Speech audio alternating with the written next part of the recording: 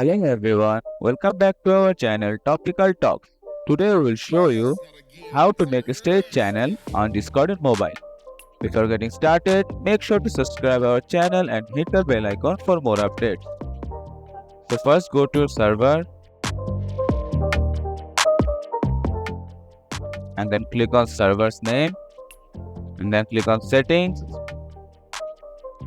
and then click on enable community.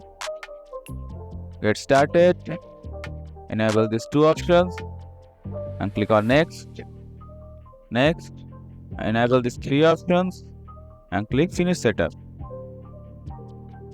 Then click on save and then click on text channel, click on create channel, click on stage, write the name of your channel,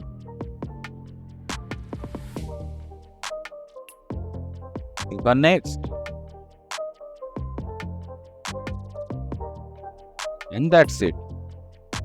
That's how you can simply make a stage channel in your Discord on mobile. If you find this video helpful, please make sure to subscribe our channel and we'll see you guys in the next one.